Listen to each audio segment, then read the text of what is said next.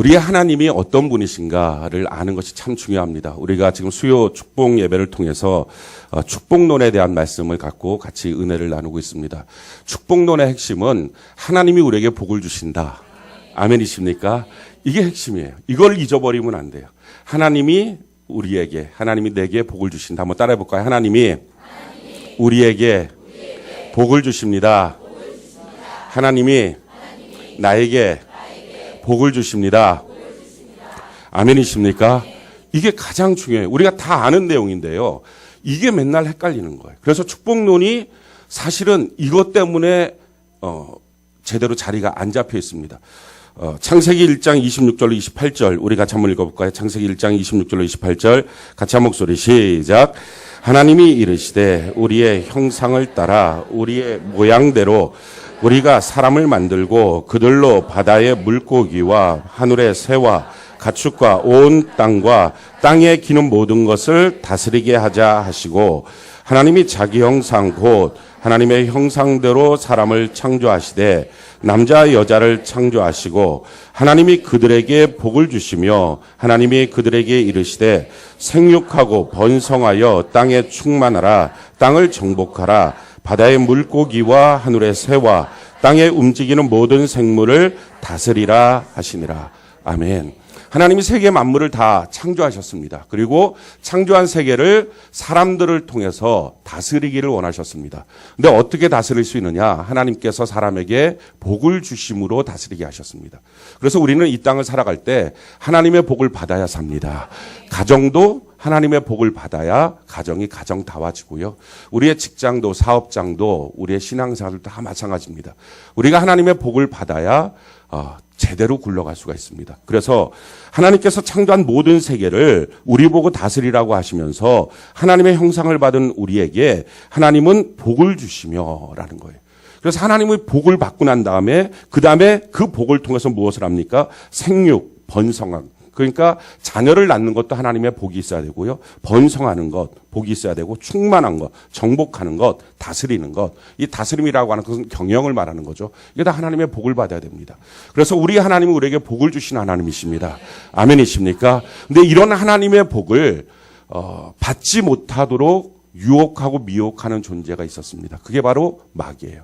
마귀는 와서 창세기 3장에 보면 하나님을 인색하신 분, 우리에게 복 주지 않는 분, 우리가 혹시라도 하나님처럼 될까 봐 두려워하시는 분, 이렇게 자꾸 하나님을 이상한 형태로 만들어 놓은 거예요. 그래서 하나님을 향하여 오해하게 만들고 하나님을 향하여 믿지 못하게 만들어 놨어요. 그래서 결국은 하나님을 향한 믿음이 무너지고 사람이 하나님을 떠나게 됩니다. 누구도 하나님과 우리와의 사랑의 관계를 끊을 수는 없는데 우리가 등을 돌리면 그게 끊어지는 거예요. 우리가 믿으면 하나님과의 관계가 회복되는 것이고요. 우리가 등을 돌리면 하나님과의 관계는 끊어지는 것입니다. 이걸 마귀가 한 거죠. 그래서 우리 스스로가 하나님에 대한 잘못된 인식들을 마귀가 주는 것을 받아들이고 난 다음에 그대로 하나님을 향한 믿음이 무너지고 난 다음에 그래서 하나님과 우리와의 관계가 끊어집니다. 끊어지니까 복을 공급받지 못하죠. 그러다 보니까 결국 이 땅에는 하나님의 복이 없으니까 사는 것이 아닌 거예요. 그게 바로 지옥이에요. 그래서 성경이 이렇게 말합니다. 로마서 5장 12절에 그러므로 한 사람으로 말미암아 죄가 세상에 들어오고 죄로 말미암아 사망이 들어왔나니 이와 같이 모든 사람이 죄를 지었으므로 사망이 모든 사람에게 이르렀느니라. 우리가 하나님을 떠나는 것이 죄거든요. 불신앙이 가장 큰 죄거든요. 하나님을 믿지 않는 것이 가장 큰 죄거든요. 세상의 그 어떤 죄보다도요. 하나님을 믿지 않는 것, 이게 가장 큰 죄예요. 부모와 자녀와의 관계를 놓고 한번 봅시다. 자녀가 살인을 해도 자녀가 도둑질을 해도 부모는 자녀를 사랑해요. 덮어줘요. 그런데 그걸 도저히 할 수 없게 만드는 게 뭐예요? 자녀가 부모를 안 믿는 거예요. 그러면 아무것도 할 수가 없는 거예요. 그래서 성경에 가장 큰 죄가 뭐냐? 하나님을 믿지 않는 죄다. 그 죄는 무슨 죄입니까? 지옥 가는 죄라는 거예요. 살인해서 지옥 가는 게 아니에요. 도둑질해서 지옥 가는 게 아니에요. 다른 죄 때문에 지옥 가는 게 아니라 그 죄는 회개하면 되는데 믿지 않는 죄, 불신앙의 죄, 이것 때문에 지옥을 가는 거예요.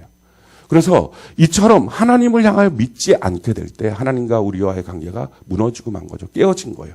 깨어지고 나니까 이 죄 때문에 결국 사망이 들어왔어요. 사망의 권세를 잡은 자 마귀가 그 죄를 무기로 사람들을 통치하기 시작했어요. 그래서 이 세상에는 마귀가 합법적으로 통치하는 세계가 되었습니다. 죄, 저주, 가난, 질병, 사망.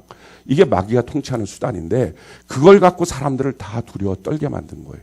왜 그걸 두려워합니까? 마귀가 합법적으로 통치해서 그런 거예요. 그의 통치가 합법적이니까 두려워하는 거예요. 만약 그의 통치가 합법적이지 않다면 우리가 불평을 하고 불만을 갖고 화를 내겠죠. 왜 내게 병이 있어야 돼? 이렇게 화를 낼 거예요. 근데 사람들은 병이 들어오면 화를 못 내요. 왜? 그 병이 마귀가 나를 합법적으로 통치하는 수단이기 때문에 그래요. 저주가 들어오면 꼼짝 못해요. 그 저주에 눌려버려요. 그래서 자기 삶에 대해서 운명적으로 어쩔 수 없다라고 생각해요. 가정에 위기가 생기면 두려워할 뿐이지 해결 방법이 없는 거예요. 사업장도 마찬가지고. 왜? 마귀가 합법적으로 통치하기 때문에 생긴 문제예요. 자, 이런 문제들 가운데 하나님이 너무 불쌍하니까 하나님의 사랑으로 새로운 구원의 길을 열어주셨어요. 그게 예수님이에요. 예수님이 오셔서 무엇을 하셨느냐? 요한일서 3장 8절 우리 같이 한번 읽어볼까요? 시작. 죄를 짓는 자는 마귀에게 속하나니 마귀는 처음부터 범죄함이라 하나님의 아들이 나타나신 것은 마귀의 일을 멸하려 하십니다. 자, 우리가 죄를 짓는다는 것은 마귀에게 속하는 것입니다. 마귀는 죄를 갖고 우리에게 계속 휘둘르는 거예요. 자기의 권세를. 그래서 죄를 짓고 있는 한 마귀의 속박에서 벗어날 길이 없어요. 그래서 모든 사람이 죄를 짓기 때문에 마귀의 합법적인 그 통치, 그 간악한 통치 가운데 살 수밖에 없는 거예요. 망하게 하면 망하게 하는 거, 병들게 하면 병들게 하는 거, 저주받으면 저주받는 거고, 깨어지게 하면 깨어지는 거예요. 거기서부터 벗어날 길이 없는 거예요. 이걸 죄와 사망의 법이라고 말해요. 그 법 아래 우리가 있었던 거예요. 근데 예수께서 오셔서 이 마귀의 일을 멸하여 주신 거예요. 무엇으로? 십자가를 통해서. 할렐루야. 그래서 십자가를 통해서 우리의 죄와 저주와 가난과 질병을 다 담당하시고 예수님이 죽으셨어요. 그리고 부활하셨어요. 그걸 통해서 우리의 모든 죄가 속량받았어요. 이제 마귀가 합법적으로 우리를 통치할 수 있는 근거가 없어진 거예요. 그래서 그 근거가 없어졌기 때문에 예수의 이름으로 질병도 치료받고 예수의 이름으로 저주도 떠나가고, 아멘이십니까? 예수의 이름으로 불화가 떠나가고 예수의 이름으로 슬픔도 떠나가고 사망도 떠나가고 영생을 얻는 주의 백성이 된 것입니다. 이게 예수님이 우리에게 주신 최고의 선물이에요. 우리가 그 선물을 무엇으로 받았습니까? 믿음으로 받는 거예요. 할렐루야. 그래서 믿음으로 말미암아 예수 그리스도를 나의 개인의 구세주와 주님으로 믿기만 하면 이 마귀의 합법적인 통치로부터 벗어나서 이제 그래서 마귀는 불법이 된 거고 예수님의 합법적인 의와 평강의 나라에 우리가 들어가게 된 거예요. 그래서 이것을 생명의 성령의 법이라 그래요. 로마서 8장 1절로 2절에 그러므로 예수 그리스도 안에 있는 자에는 결코 정죄함이 없나니 죄와 사망의 법에서 생명의 성령의 법으로 너를 해방하였습니다. 아멘이십니까? 우리 해방받은 거예요. 그래서 성경이 우리에게 이렇게 말합니다. 히브리서 2장 14절로 16절 우리 같이 한번 읽어볼까요? 시작.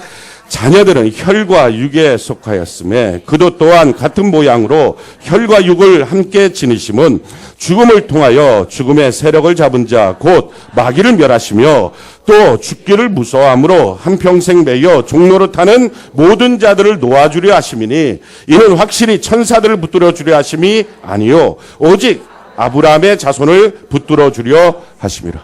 아멘이십니까? 예수께서 이 땅에 육신을 입고 오신 이유는 동일한 육신을 갖고 있는 우리의 죄의 문제를 해결하시고 평생의 마귀에 묶여서 죽을까봐 전전긍긍하고 있는 우리를 해방시켜 주셔서 하나님의 자녀다운 축복의 삶으로 만들기 위해서 이 땅에 오셨다는 것입니다. 그래서 이 땅에는 크게 두 종류의 사람이 생긴 거예요. 이제 예수 그리스도를 믿음으로 마귀의 권세를 불법으로 만들어버리고 이 하나님의 합법적인 축복의 나라에 사는 사람이 생겼고요. 아직도 예수를 믿지 못하는, 그래서 사실은 예수님의 십자가로 다 해결이 됐지만 아직도 자기의 문제가 해결되지 못하는 마귀의 합법적인 통치 아래 있는 사람이 있는 거예요. 이 둘로 나눠진 거예요. 그래서 세상 사람들은 마귀 앞에 다 두려워해요. 이사 가려고 해도 나를 받아야 돼요. 뭐한테? 귀신한테.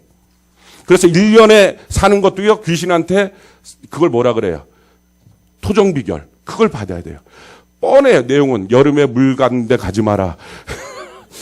뭐 위험하겠죠. 물 가운데 가서 물 빠질 수 있으니까. 아주 뭐 뻔한 내용인데 거기에 덜덜덜 떨고 사는 거예요. 왜? 마귀의 합법적인 통치 가운데 묶여 있으니까.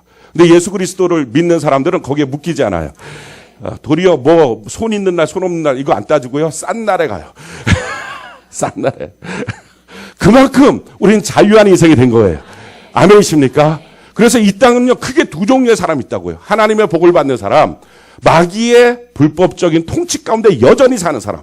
그런데 불행한 것은요, 예수 믿는 사람들 중에서도 마귀의 불법적인 통치를 어쩔 수 없는 운명인 것처럼 받아들이는 사람이 있다는 거예요. 이게 옛날에 우리가 살았던 습관대로 사는 거예요.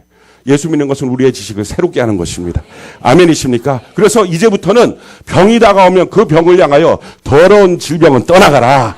저주가 다가오면 떠나가라. 가난을 밀려오면 떠나가라. 아멘이십니까? 선포할 수 있다는 거예요. 왜? 우리는 이제 하나님의 자녀가 되었으니까. 성경이 우리에게 이렇게 말합니다. 요한복음 10장 10절. 우리 같이 한번 읽어볼까요? 시작. 도둑이 오는 것은 도둑질하고 죽이고 멸망시키려는 것뿐이요. 내가 온 것은 양으로 생명을 얻게 하고 더 풍성히 얻게 하려는 것이. 아멘이십니까? 우리는 생명을 얻되 풍성히 얻는 하나님의 백성이 된 줄로 믿습니다.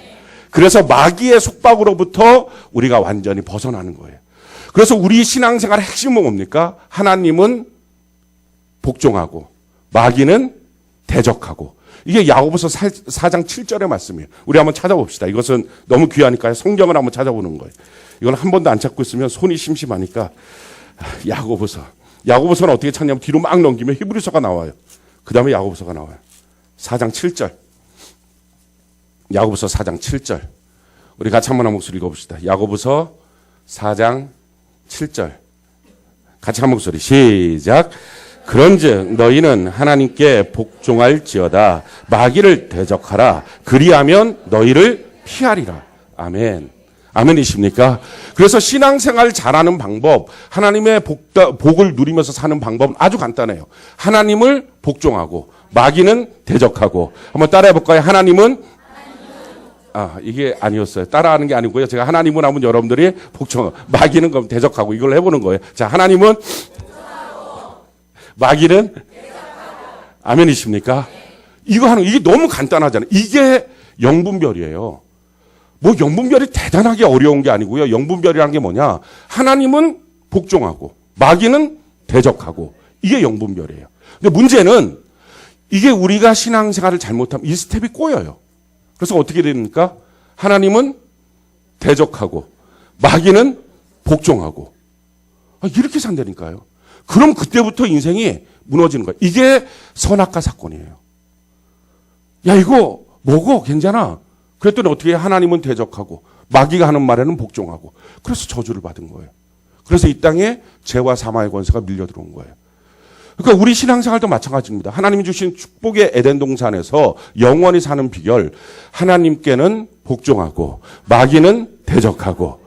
아멘? 한번 해봅시다. 하나님께는 마귀는 아멘이십니까? 이 간단한 거예요. 신앙생활이 너무 간단한 거예요. 근데 이게 신앙생활이 스텝이 꼬이기 시작하면 엉망이 돼요. 예를 들어서 예배를 드리면 뭐가 되죠? 하나님께 나가는 거예요. 그러면 하나님이 받아주시고 하나님의 복을 주십니다. 아멘이십니까? 예배 드리면 하나님께 복 받는 거 맞나요? 우리 옆분들에게 한번 물어보세요. 자기가 지금 미심쩍으면 한번 물어보세요. 예배 드리면 하나님께 복 받는 게 맞습니까? 그러면 상대방이 답변을 해주는 거예요. 뭐라고 답변해 주시던가요? 예? 뭐라고 답변해 주시던가요? 들어봐야 알지 뭐. 니까 한 것이 뭐 받는다고 뭐 복을 받겠어 뭐 이렇게 혹시 대답한 사람 있습니까? 그럼 이제부터 경계하셔야 돼요. 하나님께 예배드리면 하나님 우리에게 복을 주십니다. 하나님께 나가면 하나님 우리를 치료하십니다. 하나님께 나가면 우리를 회복시켜 주십니다. 아멘이십니까? 이 담대함을 갖고 하나님께 나가는 거예요. 그럼 하나님 우리에게 생명을 얻되 풍성히 얻게 만들어 주십니다. 자, 그런데 병이 왔어요. 그럼 뭐예요? 이 더러운 병은 떠나가게 해야 돼요. 그래서 이거를 숭배하고 모시고 병을 사랑합니다, 섬깁니다 이러면 안 돼요. 질병은 떠나갈지어다. 아멘이십니까? 질병은 떠나갈지어다 해야 돼요. 그러니까 하나님께는 예배드리고 질병은 떠나가고. 이거 너무 간단한 거예요. 그런데 이게 스텝이 꼬이면 어떻게 됩니까? 병이 들어오면 두려워요. 그래서 병이 시키는 대로 반응해요. 누워있어? 그럼 누워있어야 돼요. 꼼짝 말고 있어? 꼼짝 말고 있어야 돼요. 병이 시키는 대로 완전히 병에 복종해요. 근데 그렇게 하고 있을 때 셀장님이 와갖고서 예배 드리세요. 하나님 치료해 주실 거예요. 복을 주실 거예요. 라고 얘기한 거예요. 그럼 어떻게 해야 되죠? 그렇구나. 예배 드려야 되는구나. 이 질병은 대적하고 하나님께 예배 드려야 되구나. 이러면 너무 간단하잖아요. 근데 그렇게 안 하고 어떡합니까? 속사정도 모르고 예배 드리라고만 한다고 화를 내요. 지금 뭐 하는 거예요? 하나님께는 대적하고 마귀를 향해서는 복종하고. 이상한 거예요. 근데 이게 단순한 부분이 아니라 모든 부분의 스텝을 망쳐버릴 수 있어요. 그래서 지금 여러분들이 갖고 있는 생각들 속에서 내가 무엇인가가 화가 나고 분노하고 있다면 대상이 누구냐 하는 거예요. 그게 하나님이라면 위험해요. 문제가 많아요. 그게 하나님은 안 돼요. 그게 마귀여야 돼요. 근데 마귀를 향해서는요 꼼짝 못해요. 예를 들어서 병 때문에 너무 아파요. 그럼 그 사람한테 전화해서 어디 아프다며? 어떡하니? 야 어디 병원에 가면 어떤 의사가 있는데 야 기가 막혀. 용해. 한 번만 갖고 주사 한 대만 맞으면 싹 나. 진짜 거기 좋더라. 라고 얘기하면 어떻게 할까요? 그 전화를 받고 어떤 마음이 드나요? 고맙다. 가냐 안 가냐는 자기 선택이겠죠. 그리고 안 가는 수도 있어요. 근데 가든지 안 가든지 상관없이 마음의 상태는 어떨까요? 그 사람을 향해서 고맙다 그러겠죠. 야 예배 한번 가봐. 하나님께서 너 치료해 주실 거야. 내게 그럼 확실해져. 야 나도 가서 치료받았어. 너 한번 와봐. 그런데 고맙다. 가냐 안 가냐는 자기가 결정할 문제예요. 그래서 가느냐 안 가냐가 중요한 게 아니라 이게 율법적으로 꼭 가야 됩니다. 이 문제가 아니라 그게 중요한 게 아니라 자기 마음의 상태에서 그 말을 들었을 때 고맙다. 감사하다. 그리고 병을 향해서는 왜 이렇게 병이 와 우리 집안에 예수의 이름으로 명하노니 질병은 떠나가라. 이렇게 하고 병석에 설사 누워 있어도 이 마음을 가지면 지금 하나님께 있는 사람이죠. 근데 그게 아니라 병원에 누구 용하다 하는 말에는 고맙고 예배드려 그건 분노가 나오고 이상하잖아요. 하나님이 훨씬 더 잘 치료해 주실 텐데 문제는 뭡니까? 제가 영적인 스텝이 꼬인 거예요. 그래서 신앙생활이 무너지는 방법은 지금도 똑같아요. 선악과예요. 지금 여러분들이 있는 땅은 에덴 동산입니다. 근데 그 에덴 동산에서 악한 마귀는 끊임없이 뭘 합니까? 선악과로 아담과 하와를 타락시키고 저주받게 했던 거와 동일하게 지금도 마찬가지예요. 지금도 마찬가지로 여러분들을 하나님을 향해서 순종하지 못하게 만들어요. 의심하게 만들고 대적하게 만들어요. 그리고 마귀를 순종하게 만들어요. 그래서 생각을 해봐야 돼요. 지금 내가 어디에 순종하고 있고 어디에 대적하고 있는지. 신앙생활 너무 간단한 건데 이 간단한 게 삶에 적용할 때 어려움이 많은 거예요. 왜 주중예배가 필요합니까? 이 부분에 대한 지혜를 주는 거예요. 지난 주일날 예배를 통해서 하나님의 복을 받습니다. 다른 복이 없습니다. 그랬더니 어떤 분들은 마음속에 그럼 주중예배를 왜 가야 되나? 복도 없는데 하시는 분들이 불끈불끈 마음속에 자기도 모르게 일어나는 질문이에요. 왜 와야 됩니까? 우리가 주일날 뭐 한 거예요? 예배를 드렸어요. 그래서 하나님께 무엇을 받았어요? 복을 받았어요. 그럼 어떻게 살아야 되죠? 이제부터 우리가 복 있는 사람이 된 거예요. 그럼 복 있는 사람은 어떻게 살아야 됩니까? 악인의 꾀, 죄인의 길, 오만한 자의 자리에 앉지 않고. 지금 이 세 가지가 뭐라는 거예요? 마귀의 유혹이에요. 악인의 꾀에 넘어가면 뭐가 됩니까? 하나님을 향해서는 대적하고 마귀를 향해서 순종하게 돼요. 죄인의 길, 오만한 자리가 다 마찬가지예요. 내 신앙을 무너뜨린 자리. 거기에 가지 말고 주야로 여호와의 말씀을 묵상하면 우리가 하는 모든 일이 만사가 형통하게 될 것이다. 그래서 주중 예배의 핵심은 뭡니까? 우리로 하여금 깨닫게 만들고 형통을 주는 예배예요. 그래서 혹시나 주일날 예배 복만 받으면 되지라고 주중 예배에 나오셔서 하나님의 형통을 누리는 은혜가 있기를 바랍니다. 아멘이십니까? 우리의 신앙생활의 제일 중요한 핵심은요. 하나님이 복 주시고 마귀는 대적해야 돼요. 이게 핵심, 이게 축복론의 핵심이에요. 그러니까 사실은 이것만 정확하게 붙들고 있으면 아무것도 축복론에 있어서 헷갈릴 게 없는 거예요. 하나님께는 순종하고 마귀는 대적하고 우리는 하나님께 복을 받고 마귀는 대적하고 아멘이십니까? 우리 가정에 문제가 생겼어요. 그럼 어떻게 해야 돼? 이 문제 해결의 방법은 하나님께 복을 받고 마귀는 대적하고 질병이 생겼어요. 어떻게 해야 돼? 하나님께 복음 받고 마귀는 대적하고 가난의 문제가 생겼어요. 하나님께 복음 받고 마귀는 대적하고 아멘이십니까? 이 원리가 가장 중요한 원리예요. 그런데 자기 상황, 자기 처지에 따라서 이걸 뒤죽박죽 하는 거예요. 마귀한테 속아갖고. 그래서 어디에 순종하고 어디에 대적해야 될지를 갈팡질팡하고 있어요. 그렇게 하지 마십시오. 우리가 명확하게 했으면 좋겠어요. 하나님을 향하여 복을 구하는 은혜가 있기를 바랍니다. 한번 따라합시다. 주여, 내게 복을 주옵소서. 아멘이십니까? 자, 이 땅은 하나님으로부터 받는 복을 갖고 있는 사람이 있고요. 복받지 못하는 마귀의 속박 아래 있는 사람이 있어요. 자, 이 상황 가운데 하나님이 원하는 건 뭡니까? 이 마귀의 속박 가운데 있는 사람도 하나님이 창조하신 사람이에요. 그래서 이들 모두가 하나님은 하나님을 믿음으로 다 복을 받기를 원하는 거예요. 그래서 어떻게 세상 전체에 하나님의 복이 풍성하게 나타나기를 원하셨느냐. 원래는 아담과 하와를 통해서는요, 그 복이 혈통을 따라서 진행되기를 원하셨어요. 아담과 하와에게 복을 주시면 그 복이 혈통을 따라서 계속적으로 그 복이 진행되기를 원하셨어요. 근데 그들이 범죄함을 통해서 혈통적으로는 끊어졌어요. 그럼 이제 어떻게 우리가 복을 회복하게 됐습니까? 하나님의 복을 받는 방법은 이제 다른 게 없어요. 예수 그리스도를 믿음으로 받는 거예요. 그래서 이제는 혈통으로 복을 받는 게 아니라 믿음으로 받는 거예요. 아버지가 예수를 잘 믿었다고 자기가 복 받는 게 아니에요. 아내가 예수를 잘 믿는다고 자기가 복 받는 게 아니에요. 자기는 자기 믿음으로 복 받는 거예요. 그래서 성경이 뭐라고 말하느냐. 갈라디아서 3장 14절 같이 한번 읽어볼까요? 갈라디아서 3장 14절 같이 한 목소리 시작. 이는 그리스도 예수 안에서 아브라함의 복이 이방인에게 미치게 하고 또 우리로 하여금 믿음으로 말미암아 성령의 약속을 받게 하려 함이라. 무엇으로? 믿음으로 말미암아. 전에는 아담과 하와를 통해서는 혈통으로. 근데 그 혈통이 끊어진 거예요. 그래서 그 혈통은 저주의 혈통이 돼버리고 만 거예요, 결국은.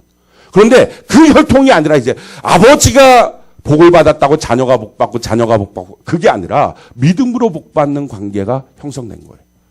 그래서 자기의 믿음이 지금 어떠냐 하는 것이 중요해요. 믿음으로, 예수를 믿음으로 우리는 아브라함의 복을 받게 된 것입니다. 여기서 아브라함의 복이라는 것이 왜 중요하냐. 자, 아담과 하와를 통해서 혈통적으로 세상의 복을 충만케 하기를 원하셨던 하나님이 그게 아니니까 이제는 아브라함을 통해서 하나님은 복을 주는 방식을 선택했습니다. 그럼 아브라함을 통해서 복을 주시는 방식이 무슨 방식이냐? 우리가 다 아브라함의 후예가 되는데 동일한 방식으로 복을 주시는데 창세기 12장 1절로 3절입니다. 우리 같이 한번 읽어볼까요? 창세기 12장 1절로 3절 같이 한 목소리 시작.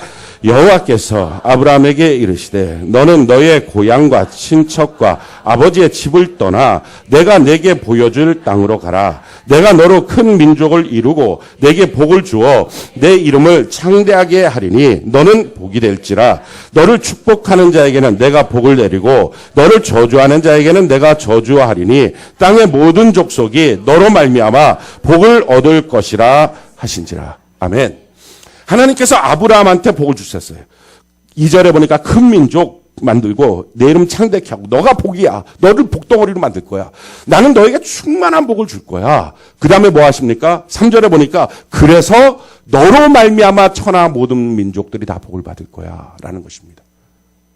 이제 혈통으로 쭉 아담과 하와를 이어서 내려오는 복의 혈통으로 이어지는 게 아니라 그래서 육신의 혈통으로 이어져서 복을 받는 게 아니라 하나님을 믿음으로 복을 받게 됐는데 그 믿음으로의 복이라는 것은 우리가 예수 그리스도를 믿음으로 하나님이 우리를 아브라함의 자녀로 만들어서 하나님이 아브라함에게 주셨던 그 복을 우리에게 주십니다. 그리고 아브라함을 통해서 복을 전파했던 것과 동일한 방식으로 우리도 그렇게 복을 전파하기를 원하시는 거예요. 다른 말로 말하면 내가 하나님의 복을 받아서 내 주변을 하나님의 복으로 살리는 거예요. 내 주변을 내 주변에 있는 모든 사람들을 하나님의 복으로 살리는 거예요. 이게 하나님의 방식이에요. 그러니까 하나님은 항상 하나님의 사람을 선택하시고 그 선택한 하나님의 사람을 통해서 나머지 사람들을 복 주기를 원하세요. 하나님이 각자의 사람에게 복을 주시는 게 아니라 나는 하나님께 복 받고 너도 그럼 하나님 믿고 하나님께 복 받아. 이게 아니라 하나님이 내게 복을 주시면 그 복을 받아서 내 주변에 복이 없는 사람들에게 하나님의 복을 나누어 주기를 원하세요. 그래서 나누어 주면서 뭐라는 거예요? 너도 예수 믿어. 너도 예수 믿어. 그걸 뭐라 그래? 구원을 얻는 방법. 그게 전도예요. 하나님은 전도에 밀어난 방식을 통해서 구원을 하는 거예요. 그냥 하나님이 뚝뚝뚝 복을 주시면서 하늘에 하나님을 믿어라. 내가 너한테 지금 복 줬다. 이 방식을 택하지 않았다는 거예요. 방식이 바뀌어진 거예요. 하나님의 선택된 아브라함의 자손을 선택하시고 그들에게 복을 주시고 복의 근원 만들어서 그를 통해서 세계 만민들에게 복을 주시는 거예요. 아멘이십니까? 그래서 우리는 하나님의 복 받는 사람인 거예요. 그리고 우리에게는 의무가 있어요. 우리 주변에 있는 사람들에게 하나님의 복을 나누어 줘야 될 의무가 있어요. 아멘이십니까? 그게 그리스도인이에요. 그게 세상의 빛이고 소금이에요.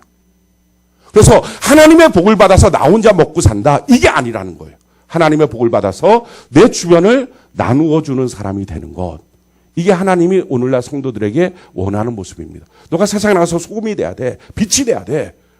그게 뭡니까? 하나님이 내게 주신 복을 갖고 그들을 갖다 나누어주고, 그래서 하나님의 사랑도 보여주고, 하나님의 은혜와 축복도 나누어주고, 그래서 하나님을 믿도록 만들고, 우리가 빛이 되고 소금이 돼서 하나님께로 인도하는 사람이 되는 것. 이것이 하나님이 우리에게 원하시는 것입니다. 자, 그러기 위해서 하나님이 우리를 단련하시겠죠. 아브라함한테 요구한 게 딱 두 가지였어요. 뭘 요구하십니까? 오늘 창세기 12장 1절 같이 한번 볼까요? 창세기 12장 1절 같이 한 목소리 시작. 여호와께서 아브라함에게 이르시되 너는 너의 고향과 친척과 아버지의 집을 떠나 내가 내게 보여줄 땅으로 가라. 아멘. 두 가지죠. 제일 첫 번째는 떠나라. 두 번째는 뭐예요? 가라. 이거예요. 하나님이 아브라함을 나는 너를 복덩어리 만들어 놓을 거야. 그리고 너에게 주는 복이 얼마나 넘치면 막 차고 철철철 넘치면 너를 통해서 세계 모든 민족이 복을 받을 거야. 이게 하나님의 축복의 이제 디자인이에요. 그래서 하나님은 하나님의 성도를 선택하시고 너한테 복을 줘서 그 복이 막 차고 넘쳐서 철철철 넘쳐서 너 주변이 다 복받게 만들 거야. 그래서 우리 성도들이 가고 있는 곳곳마다 그렇게 그것을 복의 샘물로 만들어서 주변을 다 살리게 만드는 것. 이게 하나님의 뜻입니다. 그래서 우리는 왕 같은 제사장이에요.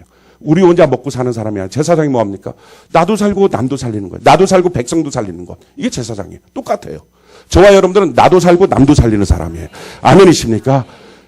이런 사람을 만들어서 하나님이 이렇게 우리에게 복을 주어서 세상에 나누어 주기 원하는 것. 이게 하나님의 뜻입니다. 그런데 그러기 위해서 연습이 필요해요. 훈련이 필요해요. 무슨 훈련이에요? 떠나라. 두 번째는 가라. 이 두 가지 훈련이었어요. 우리도 마찬가지예요. 하나님 우리에게 복을 주시기 위해서는 이 두 가지 훈련이 필요해요. 떠나라. 가라. 어디를 떠나라는 거예요? 너의 본토, 친척, 아비집을 떠나라. 그 본토, 친척, 아비집이 어딥니까? 창세기 12장 1절에 나오는데 11장에 보면 거기가 갈대아우르예요.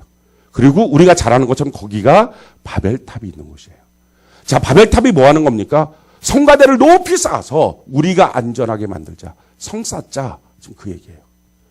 성 쌓고 있는 곳에서 뭐 하라는 거예요? 떠나라는 거예요. 하나님이 우리에게 요구하시는 게 나는 너에게 복을 줄 거야. 근데 조건이 있어. 성 쌓지 마. 성 쌓는 곳에서 떠나야 돼. 이거예요. 그래야 복을 주겠다는 거예요. 성을 왜 쌓습니까? 나를 보호하려고. 우리는요. 마귀로부터 통치받았던 기억이 있기 때문에 항상 내 문제가 커요. 내 코가 석자예요. 그래서 어디든지 나를 공격할 누군가가 있을 거라는 생각 때문에 그 두려움 때문에 성을 쌓아요. 자기를 보호하기 위한 성을 쌓아요. 그래서 항상 우리가 우리 자녀에게 물려주고 싶은 게 뭐예요? 높은 성을 쌓아서 자녀를 안전하게 키우고 싶은 거예요. 우리 자신을 위해서도 성을 쌓는 거예요. 하나님의 뜻은 뭡니까? 성 쌓지 마. 왜? 성을 쌓아놓으면 하나님의 복을 다 받으면 어떻게 됩니까? 성 안에 있는 나만 잘 먹고 잘 살겠죠. 하나님이 원하는 것은 성 쌓는 게 아니라 길 내는 거예요. 길을 내서 다른 사람들 다 살려야 되지 않겠느냐. 이게 하나님의 뜻이에요. 그래서 하나님이 뭐라고 말씀합니까? 스가랴 2장 4절로 5절. 우리 같이 한번 한 목소리 읽어봅시다. 스가랴 2장 4절로 5절 같이 한 목소리 시작. 이르되 너는 달려가서 그 소년에게 말하여 이르기를 예루살렘은 그 가운데 사람과 가축이 많으므로 성곽 없는 성읍이 될 것이라 하라. 여호와의 말씀에 내가 불로 둘러싼 성곽이 되며 그 가운데서 영광이 되리라. 너가 성곽을 쌓지 않으면 내가 너의 성곽이 될 거야. 내가 너 가운데서 영광이 될 거야. 하나님 그 말씀 하시는 거예요. 성 쌓지 말라는 거예요. 성 쌓지 말라.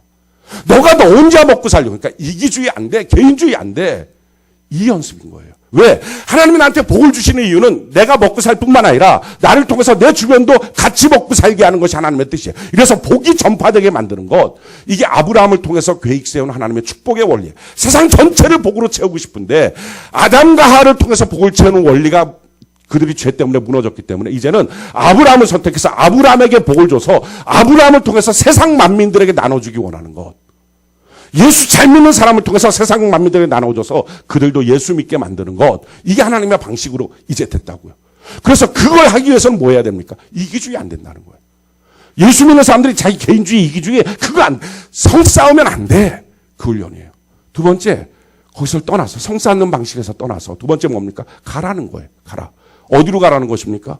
우리 창세기 12장 5절 한번 읽어볼까요? 창세기 12장 5절 같이 한 목소리 시작. 아브라함이 그의 아내 사레와 조카 롯과 하란에서 모은 모든 소유와 얻은 사람들을 이끌고 가나안 땅으로 가려고 떠나서 마침내 가나안 땅에 들어갔더라. 어디로 가는 거예요? 가나안 땅이에요. 하나님은 너보고 가나안 땅에 가야 돼. 아브라함한테 지금 가나안 땅 가야 돼. 지금 그 말씀이에요. 가나안 땅이 어떤 땅입니까? 가나안이 누구죠? 우리가 창세기 9장에 보면 가나안이 누군지가 나와요. 가나안은요, 함의 아들이에요.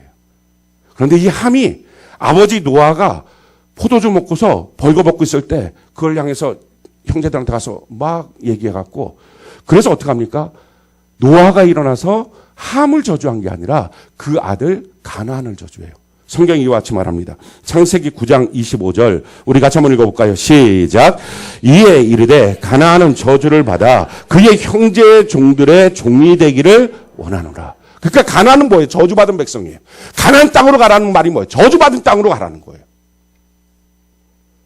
우리가 가는 터전, 우리가 만나는 사람들은 어쩌면 우리를 향해서 환영하고 좋은 사람, 나랑 잘 뜻이 맞는 사람, 나를 행복하게 해줄 수 있는 사람보다는 훨씬 더 나를 괴롭힐 수 있는 사람, 정말 저주 덩어리, 그런 사람들을 만날 수 있는 가능성이 훨씬 더 많다는 거예요.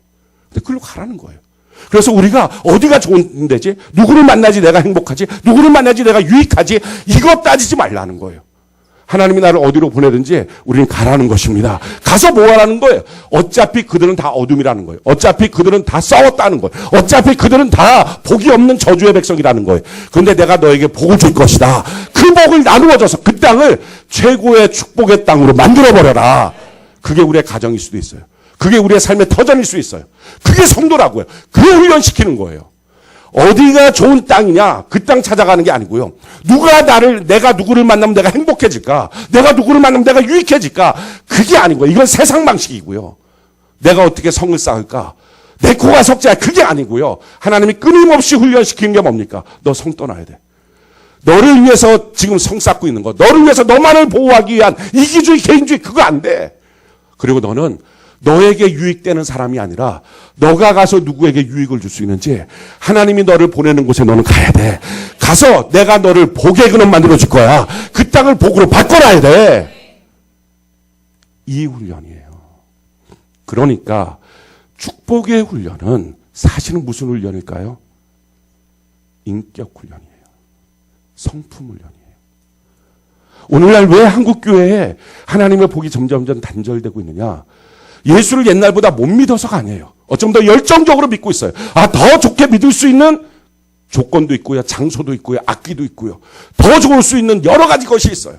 인터넷을 통해서 얼마나 귀한 말씀들을 우리는 언제든지 어느 목사님이든지 다 들을 수 있어요. 하나님을 믿는 조건이 어려워졌기 때문이 아니에요. 문제는요. 오늘날 교회가 세상을 닮아서 점점 이기주의화가 되고 있어요. 자기만 알아요. 그래서 세상 사람들이 이제는 욕하기 시작했어요. 기복주의자들이라고. 그러니까 하늘의 문이 닫힌 거예요. 하나님이 왔을 때 복을 줄 이유가 없는 거예요. 내가 너를 치료해 줘야 되는데 이유가 없는 거예요. 치료받으면 받은 치료를 갖고 뭘 해야 돼요? 다른 사람한테, 병든 사람한테 가서 기도해 주고 하나님이 너의 병도 치료해 주신다. 기도해 주고 그럼 치료해 주시고 같이 모시고 나오고 이렇게 해야 되는데 그냥 자기 치료받고 땡큐 하나님 끝. 자기 복 받고 땡큐 하나는 끝. 기껏 해봤자 자기와 자기 자녀만을 자기 머릿속에 꽉 차게 생각하고 있으니 하나님이 그에게 복을 줘야 될 이유가 없어지기 시작한 거예요. 축복의 문이 닫힌 거예요. 지금 왜 한국 땅에 점점 이런 문제가 생길까? 축복의 문이 닫힌 거예요. 이제 회복의 방법이 뭡니까? 복은요 하나님이 주시는 거예요. 아멘이십니까? 하나님이 우리를 지금 어떻게 훈련하기를 원하십니까? 성 쌓지 말라는 거예요. 그리고 누가 나한테 유익일까? 그거 계산하고 따지지 말고 하나님은 나를 누구한테 보내시지? 그거를 기도하고 묻고 가라는 거예요. 그래서 그에게 하나님의 복을 나누어 줘야 된다는 거예요. 근데 문제는 그에게 하나님의 복을 나누어 줄 수 있을 만큼의 성품이 되냐는 거예요. 인격이 되냐는 거예요. 드디어 우리를 만나는 사람들이 예수 믿는 사람 때문에 내가 예수를 못 믿겠다 할 지경이 돼버립니다. 기도는 진짜 열심히 하는데 말은 죄송합니다. 싸가지가 없고. 이러면 이거 어떻게 할 거냐는 거예요. 그러니까 대부분의 축복에 대한 하나님의 훈련은 그래서 인격 훈련이에요. 오늘날 정말 기독교인이 받아야 될 훈련은요, 이 인격 훈련이에요. 성품 훈련이에요. 신앙생활 얼마나 더 잘하느냐? 신앙생활은 항상 무엇으로 나타나야 됩니까? 우리의 삶으로 나타나야 돼요. 그래서 하나님이 우리에게 하시는 말씀이 뭐예요? 에베소서 말씀을 통해서 우리가 주일날 은혜를 받고 있는데 1장부터 3장까지 우리가 하나님의 자녀가 되었다. 자녀로서 참 놀라운 복을 받았다. 그러고 난 다음에 이 부르심에 합당하게 이제는 행해야 된다. 그 행하는 제일 첫 번째가 뭐예요? 성령께서 하나 되게 하신 것을 힘써 지키라. 우리 성경 한번 볼까요? 에베소서 4장 1절로 3절. 우리 같이 한번 한 목소리가 옵시다. 시작. 그러므로 주 안에서 같이 내가 너희를 권하노니 너희가 부르심을 받은 일에 합당하게 행하여 모든 겸손과 온유로 하고 오래 참음으로 사랑 가운데 서로 용납하고 평안에 매는 줄로 성령이 하나 되게 하신 것을 힘써 지키라. 자, 성령이 하나 되게 하신 것을 힘써 지켜야 된다. 하나됨을 지키려고 하면 뭐가 필요합니까? 인격이 없어 어떻게 하나됨을 지켜요? 가정 안에서. 어떻게 온유, 겸손, 오래 참음, 사랑 이와 같은 성품이 없이 어떻게 교회 안에서 셀 안에서 하나됨을 지킵니까? 우리가 이런 말 많이 해요. 저 사람들 만나면 내가 은혜가 떨어져 만날 수가 없다고. 성경은 말해요. 은혜 있는 사람들과 같이 있는 게 아니라는 거예요. 우리가 어디로 보냈어요? 저주받은 자들에게. 그러면 그들에게 가기 전에 뭘 해야 돼요? 먼저 연습해야 되는 거예요. 어디서? 교회와 가정에서.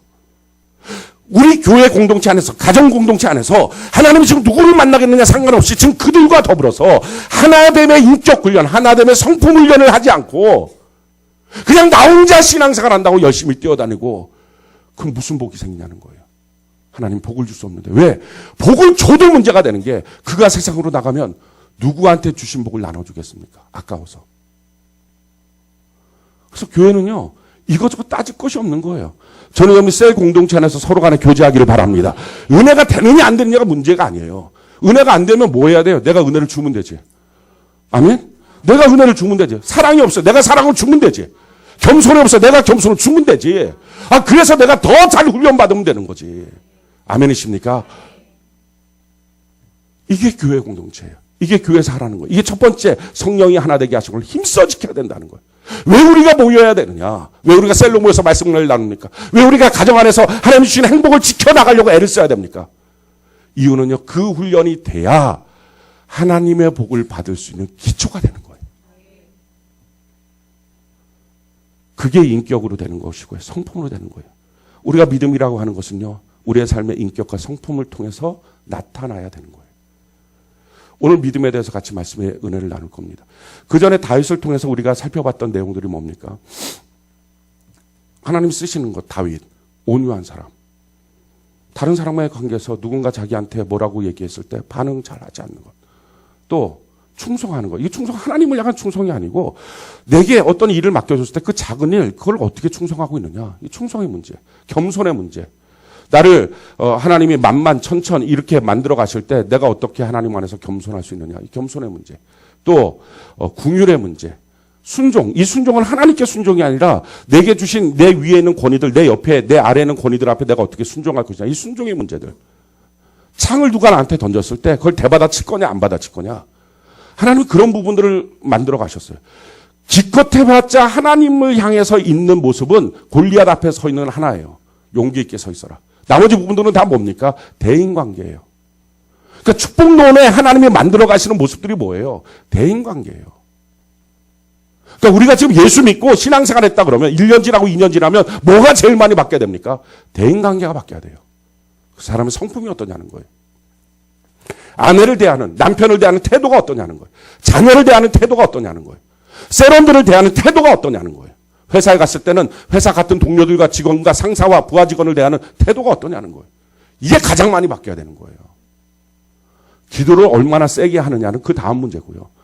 기도를 정말 세게 하면 그게 바뀌어야 되죠. 그게 안 바뀌면 기도 세게 한 건 뭐 때문에 세게 한 거예요. 그러니까 영적이라는 얘기는요, 결국은 인격적이라는 얘기예요.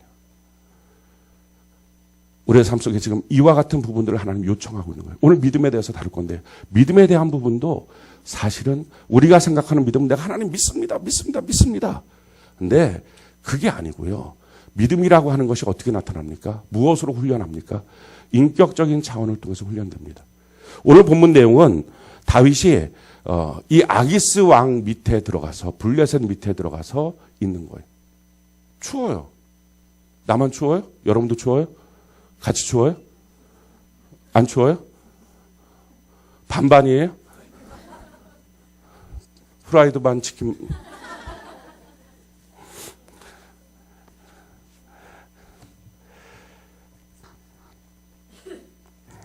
갑자기 잊어버렸잖아요. 치킨 먹고 싶다. 우리 언제 한번 치킨 파티 합시다. 수요일날. 눈 오는 수요일날 저녁에.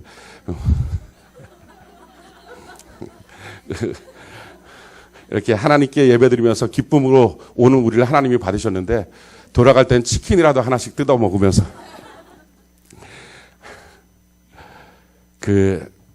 지금 다윗이 사울의 통치 아래선 살 수가 없는 거예요. 현상금부터 있고 막 아무튼 다윗이 숨기려고 하는 사람까지 다 죽여버리니까. 그래서 어쩔 수 없이 다윗이 도망치다 블레셋으로 도망쳐 들어갔어요. 그래서 블레셋의 그 아기스 왕 밑에 가서 그냥 그 밑에 부하처럼 거기에 있는 거 600명의 군사를 거느리고 그 식솔들을 거느리고 거기에 있는 겁니다. 지금 그렇게 살고 있는데 이 블레셋과 이스라엘의 전쟁이 열렸어요. 그래서 전쟁이 있을 때 아기스는 이 다윗을 믿는 거예요. 그동안 충성되게 있는 것처럼 보였으니까. 그래서 다윗 보고 나오라 그랬어요. 우리 전쟁 나갈 때 같이 나가자.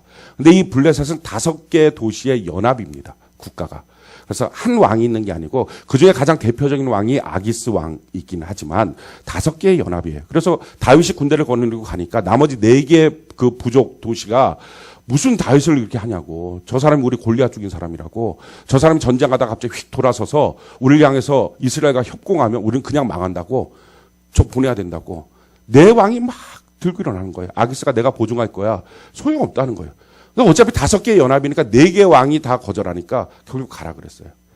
다윗의 입장에서 그 전쟁에 들어갔을 때 마음이 뭐 썩 좋지는 않았을 거예요. 왜냐하면 자기 민족하고 싸워야 되는 문제인데 그게 뭐 좋긴 하겠어요. 그렇다고 해서 거절할 수도 없었을 거예요. 왜냐하면 그 전쟁에 싸워 나가야만 아기스의 신임을 받고 그래서 자기가 있는 그 땅에서 안전하게 잘 살 수 있을 거예요.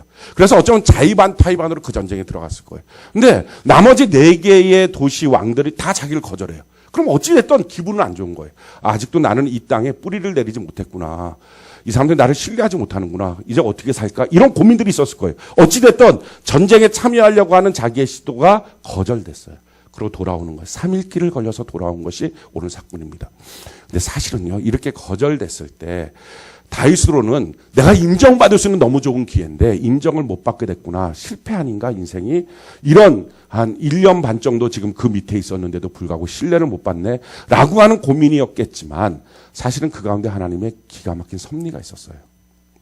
그 전쟁에 참여하면 안 돼요. 왜냐하면 다윗은 이스라엘의 왕이 될 사람이에요. 이스라엘의 왕이 될 사람이 자기가 자기 백성을 죽여요.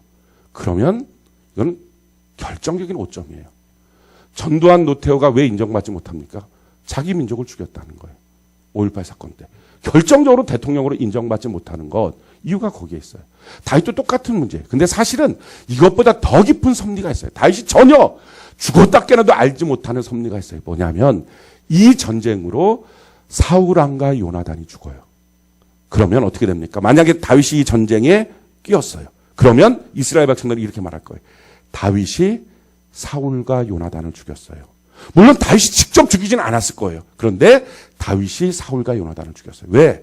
빌라도가 직접 죽이지 않아도 본디오 빌라도에게 고난을 받으사 우리가 지금까지 외우고 있는 거예요. 빌라도는 어쩌면 좀 억울할 수는 있어요. 나는 거기 손까지 썼는데 왜 여전히 내 이름이냐 이렇게 할 수는 있어요. 근데 대표라고 하는 게 그만큼 책임이 있는 거예요. 다윗도 만약에 거기 꼈으면 꿈에도 생각 못했을 거 아니에요. 사울과 요나단이 그 전쟁에서 죽는다는 거. 전혀 생각하지 못했지만 하나님은 그 미래를 아시는 거죠. 그래서 막으신 거예요. 그리고 돌아가게 한 거예요. 근데 거기에는요, 또 하나 기가 막힌 하나님의 섭리가 있었어요. 다윗은요, 이거 전혀 생각도 못하는 섭리예요. 그건 뭐냐면은, 돌아와서 자기가 있는 시글락으로 갔더니, 아말렉이 시글락을 쳐서 다 불살라버렸어요. 그리고 거기 있는 모든 백성들, 군사는 다 끌고 갔으니까, 나머지는 다 백성들만 있을 거 아니에요. 아내들, 자녀들만 있잖아요. 한 명도 남김없이 싹 끌고 갔어요. 이렇게 끌고 가면 노예예요. 찾을 길이 없는 거예요. 어디로 가는지 모르니까. 그게 노예예요. 그 노예 생활로 지금 자기 자녀, 자기 아내 다 그냥 없어지는 형국이에요. 그래서 만약에 그 전쟁에 참여했다가 돌아오면 어디로 갔는지도 모르고 이미 다 팔려버렸을 테니까 찾을 길이 없는 거예요. 근데 마침 돌아갔기 때문에 회복할 가능성이 있었던 거예요. 하나님의 섭리는요, 막으셔도 우리에게 축복이에요. 아멘 합시다. 그래서 우리 하나님은요, 좋으신 하나님이에요. 하나님은 우리에게 복을 주십니다. 한번 따라합시다. 하나님은 내게 복을 주십니다. 하나님은 내게 복을 주십니다. 하나님은 좋으신 하나님이십니다. 아멘이십니까? 처음에는 왜 나의 이런 출세기를 막으셨을까 했겠지만 그거 안 막아놨으면 어떡하겠어요. 우리는 미래를 모르지만 하나님 우리의 미래를 알아요. 우리는 죽었다 깨나도 왜 지금 그런 일이 생기는지 알 수 없을 거예요. 시간이 지나고 나면 아마 다윗의 입장에서 그때 사울과 요나단이 죽었다는 소식을 듣고 난 다음에 그 전쟁 내가 꼈으면 큰일 날 뻔했다. 자기 아내와 자기 자녀들 다 지금 끌려갔다는 소식 앞에 거기 끼어서 내가 전쟁하고 돌아왔으면 큰일 날 뻔했다. 우리가 그런 적이 한두 번이 아니잖아요. 지나고 나면 하나님의 은혜다. 아멘이십니까? 그래서 우리가 다 알지 못해도 범사에 감사하는 은혜가 있기를 바랍니다. 이게 신앙생활의 가장 중요한 핵심이에요. 좋으신 하나님을 믿으니까. 하나님은 내게 복을 주시니까. 아멘이십니까? 그래서 마귀가 주는 하나님은 너에게 고통을 줘 인색함. 이게 아니에요. 절대로 마귀한테 속지 말아요. 하나님은 순복하고 마귀는 대적하고. 아멘이십니까? 이 분별력이 항상 살아있기를 바랍니다. 그래서 우리가 말씀 중심, 교회 중심, 예배 중심에 서 있읍시다 얘기하는 이유가 분별이 잘 안 될 경우에는 중심이 어디냐 보고 가면 대충은 맞기 때문에 그래요. 그래서 그 신앙으로 우리가 가는 거죠. 지금 다윗이 왔어요. 600명 거느리고 왔더니 다 불타고 아무것도 없는 거예요. 그래서 지금 얼마나 망연자실입니까? 그런 상태에서 이 부하들이랑 다윗이 뭘 합니까? 지금 3절, 4절 같이 한번 볼까요? 3절, 4절 같이 한 목소리 시작. 다윗과 그의 사람들이 성읍에 이르러 본즉 성읍이 불탔고 자기들의 아내와 자녀들이 사로잡혔는지라 다윗과 그와 함께한 백성이 울 기력이 없도록 소리를 높여 울었다. 펑펑 우는 거예요. 정말 울 기력이 없도록 계속 울었어요. 다윗도 5절에 보니까 자기 아내, 자기 자녀들 다 사로잡혀 갔어요. 감당이 안 되는 사건인 거예요. 자, 그런 상황 가운데 막 울고 있는데 분위기가 이상해요. 어떤 분위기였습니까? 6절 같이 한번 볼까요? 6절 같이 한 목소리 시작. 백성들이 자녀들 때문에 마음이 슬퍼서 다윗을 돌로 치자 하니 다윗이 크게 다급하였으나 그의 하나님 여호와를 힘입고 용기를 얻었더라. 뭔가 분위기가 수상쩍어요. 막 그냥 울고 있는데 옆에 우는 소리도 좀 안 들리고 이게 뭐지 하고 눈을 떠보니까 다 돌 들고 있는 거예요. 저놈을 죽이자. 그러니까 이유는 많았겠죠. 야, 너가 여기다 병사 좀 남겨놓고 갔으면 이렇게 됐겠냐. 600명 뭐가 좋다고 충성한다고 다 끌고 갔냐. 별 욕을 다 했을 거예요. 처음 들어봤던 얘기들을 다 들었을 거예요. 돌 갖고 쳐 죽이자. 지금 이 사람들이 누굽니까? 다윗이 그들에게 마음이 상한 자, 빚진 자, 환난 당한 자 다 붙잡아서 하나님의 사랑으로 양육하고 궁유를 베풀었던 사람이에요. 그렇게 궁유를 베풀었던 사람이 한순간에 다 다윗을 죽이자고 하는 거예요. 그 사건이 뭡니까? 한 13년 정도 그들을 섬기고 양육했던 거예요. 근데 그들을 다 잡아 지금 돌로 갖고 다윗을 쳐 죽이자 하는 것입니다. 이걸 보면서 깨닫게 되는 한 가지, 사람은 믿을 게 없어요. 여러분, 사람은 신뢰하지 마십시오. 사람은 사랑하고 섬겨야 될 대상이에요. 우리가 인격적으로 다른 사람한테 복을 나누어주고 우리가 성품 있게 다른 사람을 섬기는 이유는 그렇게 하면 이들이 나를 알아주겠지 때문이 아니고요. 그건 우리에게 주신 하나님의 명령이고 사명이기 때문에 그래요. 그들로부터 우리가 무엇인가를 돌려받겠다고 생각을 하는 순간부터 우리는요, 마음속에 깊은 배신감을 갖게 될 거예요. 왜 교회 안에서 열심히 충성하다가 배신감을 갖습니까? 사람을 향한 기대 때문에 그래요. 사람을 향해서 기대하지 마십시오. 자기 자녀를 향해서도 마찬가지고요. 자기 아내, 남편을 향해서도 마찬가지입니다. 내가 이만큼 사랑해주면 저 사람도 이만큼 나한테 해주겠지. 그거 없는 거예요. 그래서 성경 갈라디아서 뭐라고 말합니까? 성령으로 심는 자는 우리가 성령으로 심는 거예요. 하나님의 말씀대로 우리가 심는 거예요. 그렇게 심으면 그들로부터 우리가 거두는 게 아니고요. 성령으로 거두는 거예요. 육신으로 거두는 게 아니에요. 우리가 성령으로 심으면 그 사람들로부터 거두는 게 아니라 성령께서 주시는 거예요. 그래서 계속 하나님을 보는 거예요. 사람 내가 잘 섬겼다고, 내가 이렇게 잘해줬으니까 저 사람이 나한테 잘해줄 거야. 그거 기대하지 마십시오. 사람은 신뢰할 대상이 아니라 사랑하고 섬겨야 될 대상이에요. 다 자기를 향해서 돌리고 치고자 합니다. 그렇게 양육했던 사람들이 다 소용없는 거예요. 그렇게 사랑을 줬던 사람들이 자기가 힘들어지니까 소용이 없는 거예요. 다 들고 일어나는 거예요. 자, 그랬을 때 이 본문에서요, 참 기가 막힌 한 가지가 있어요. 우리 한국말로 보면 돌로 치자 하니 다윗이 크게 다급하였으나 이렇게 나오잖아요. 이 다급하였으나 여기에 다윗이 크게 다급하였다. 그다음에 영어는 but David. 그러나 다윗은 그의 하나님 여호와를 힘입고 용기를 얻었다. 이렇게 표현하고 있어요. 지난주에 but God 기억나시나요? 요즘에 신실한 미국인들이 고백하는 거 but God. 앞에 많은 사건들 다 얘기하고 난 다음에 but God. 그러나 하나님의 역사가 시작합니다. 그러나 하나님의 일들이 시작합니다. but God. 이게 있었다는 거예요. 이게 믿음이었잖아요. 자, but God. 이걸 믿는 하나님의 백성은 어떻게 할까요? 맞아요. 하나님을 믿으니까 이런 일들이 있었어요. 다급했어요. 눈물 났어요. 힘들었어요. 그 다음에 그걸로 끝나는 게 아니라 그러나 다윗은, 그러나 우리는 이 이야기가 써져 내려가는 거예요. 하나님을 믿으니까. but David. 이게 믿음이에요. 여러분, 믿음이라는 게 뭡니까? 다른 게 아니에요.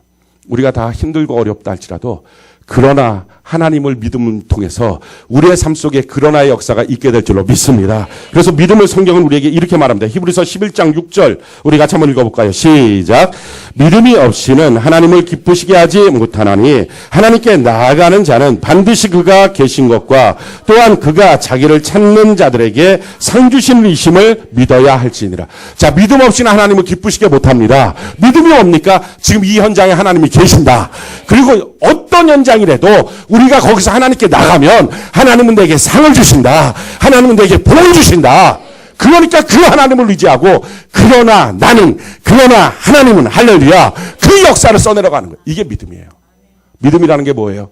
우리의 삶에 어떤 처지 어떤 환경이 있어도 하나님이 지금 그 현장에 계신다. 다윗이 그걸 믿은 거예요. 하나님 지금 여기 계시죠. 그 다음에 뭐 한 거예요?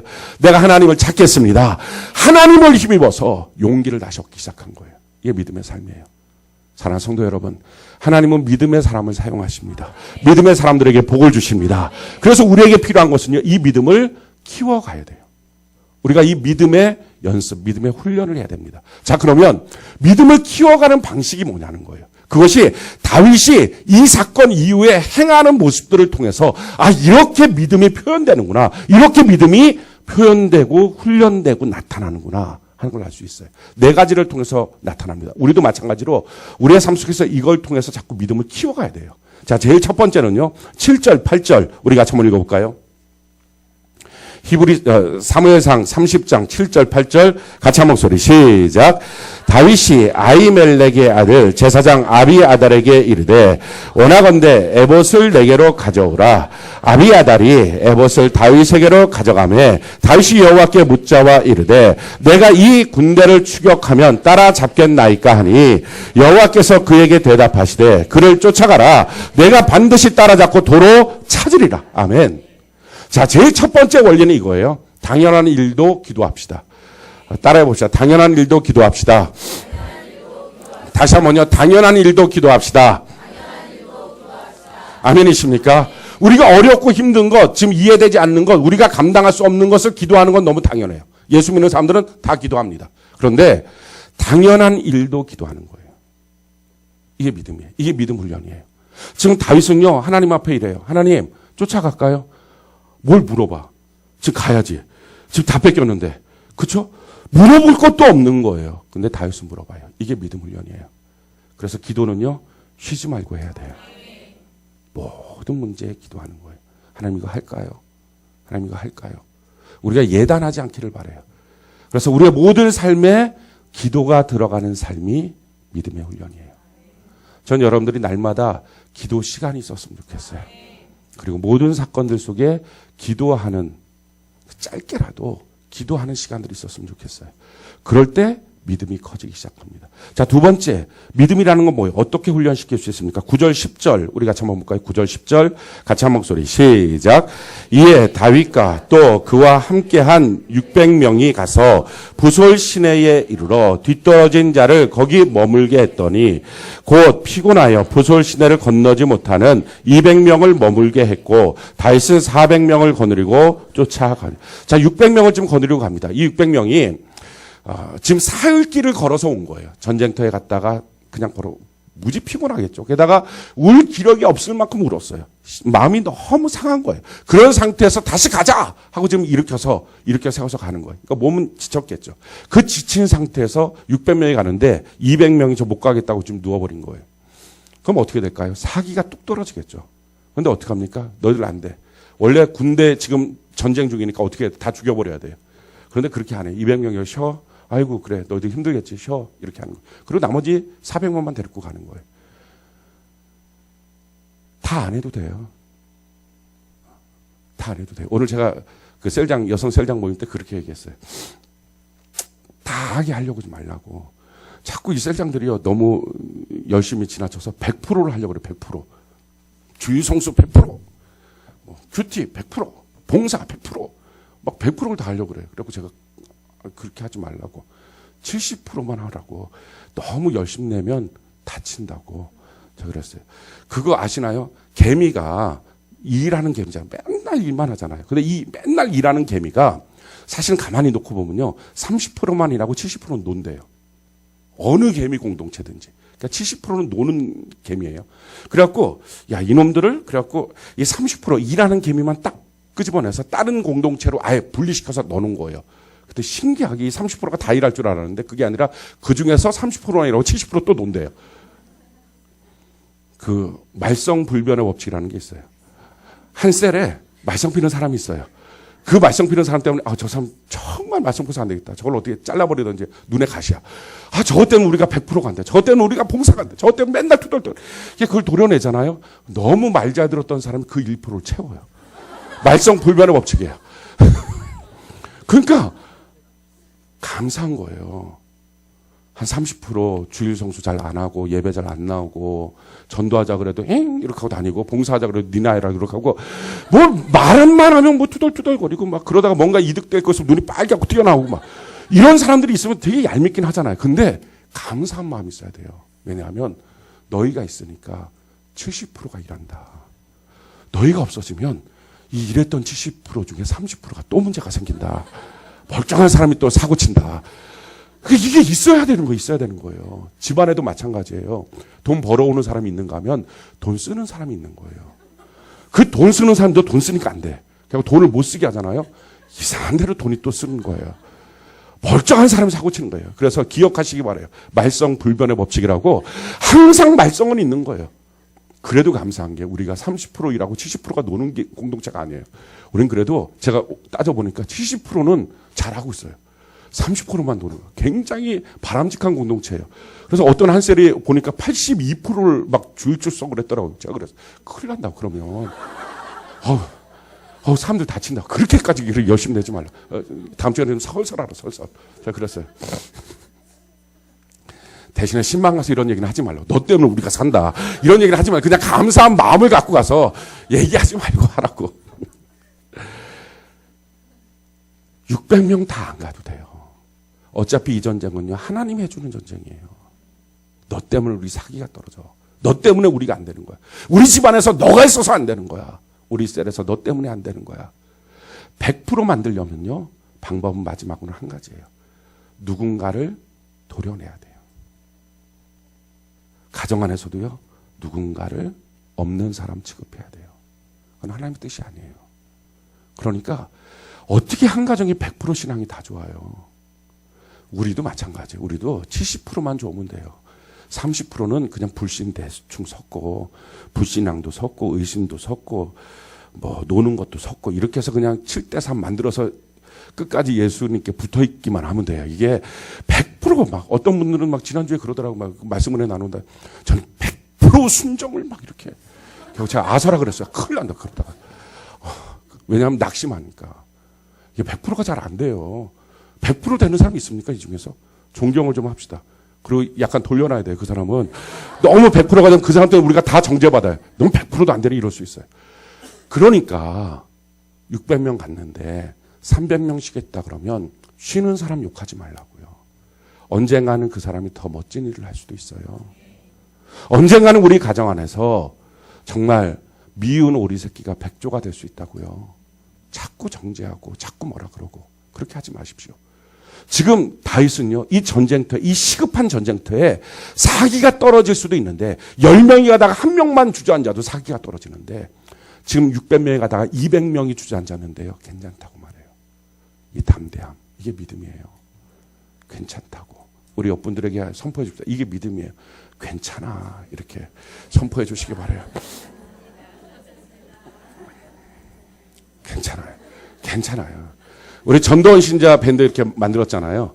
7대3만 합시다. 괜찮아요. 30% 전도하지 말아요. 아멘만 붙여, 아멘만. 상관없어. 그 100%다 하려고 하면 큰일 나. 제가 만약 그 100%에 대한 욕심을 내면, 몇 명은 이제 잘라야 돼요, 거기서. 큰일 나네, 큰일 나. 그냥 70%만.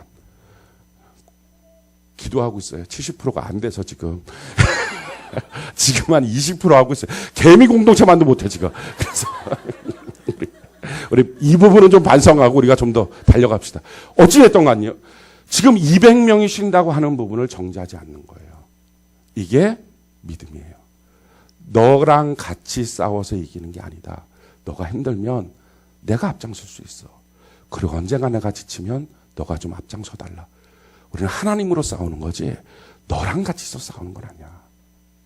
그래서 누군가가 우리의 마음에 들지 않아도 속삭여도 괜찮다라고 품어줄 수 있는 마음. 이게 믿음이에요. 그러니까 믿음은요, 이처럼 하나님과 나와의 관계에서 믿습니다. 이것일 수도 있지만 사실은 인격의 문제예요. 성품의 문제예요. 그래서 믿음은 용납의 문제예요.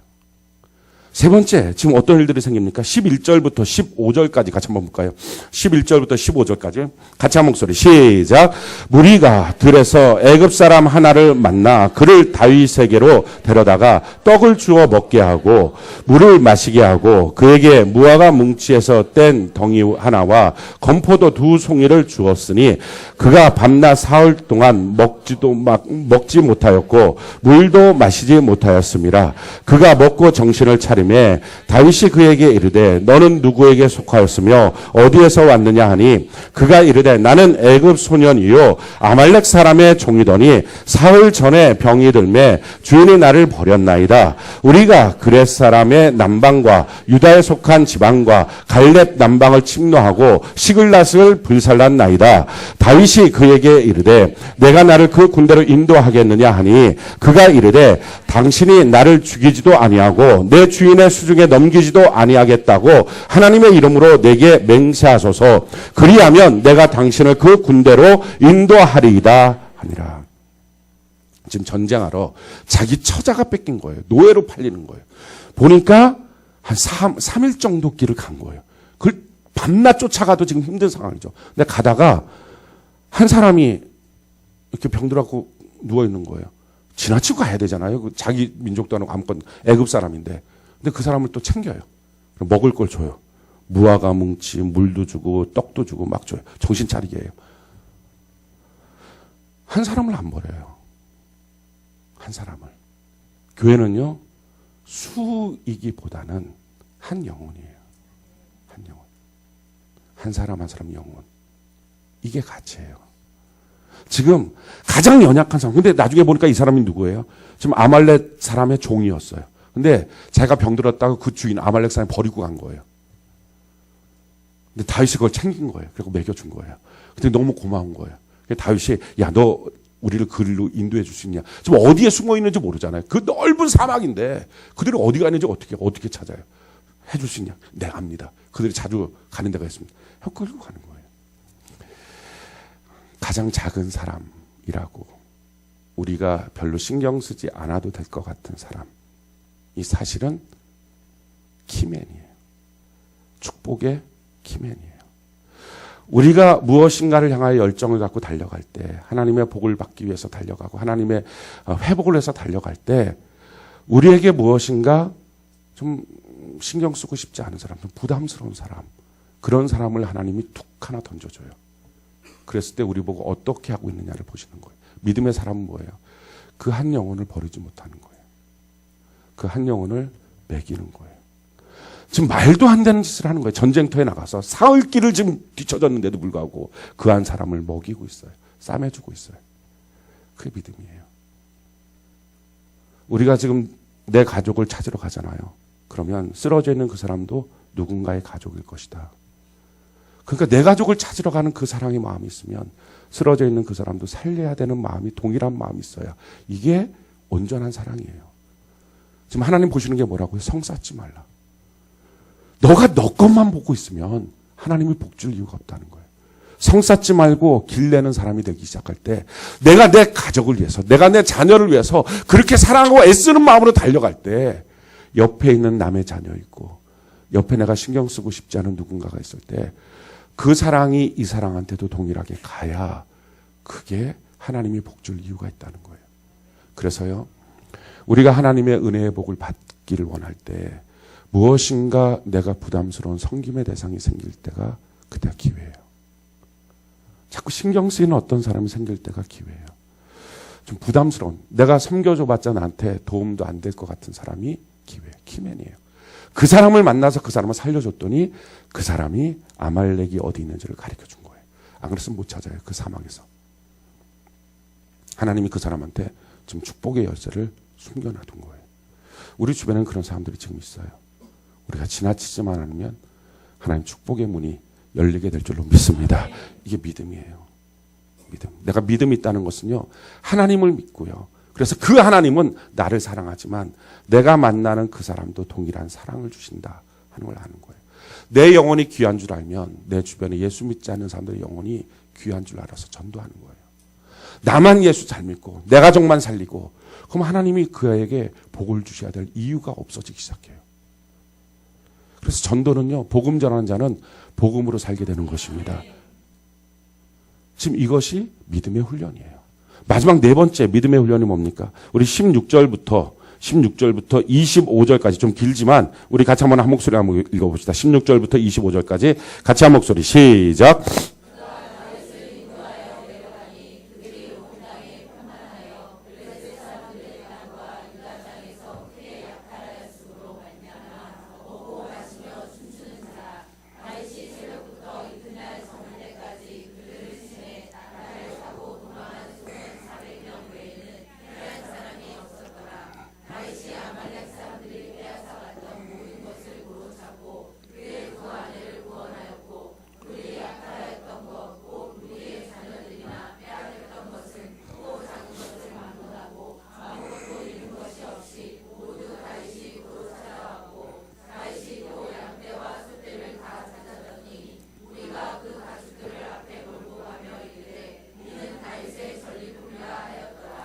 다윗이 전에 피곤하여 능히 자기를 따르지 못하므로 부솔 시내에 머물게 한 200명에게 오매 그들이 다윗과 그와 함께한 백성을 영접하러 나오는지라 다윗이 그 백성에게 이르러 문안하매 다윗과 함께 갔던 자들 가운데 악한 자와 불량배들이 다 이르되 그들이 우리와 함께 가지 아니하였은즉 우리가 도로 찾은 물건은 무엇이든지 그들에게 주지 말고 각자의 처자만 데리고 떠나가게 하라 하는지라 다윗이 이르되 나의 형제들아 여호와께서 우리를 보호하시고 우리를 치러 온 군대를 우리 손에 넘기셨은즉 그가 우리에게 주신 것을 너희가 이같이 못하리라.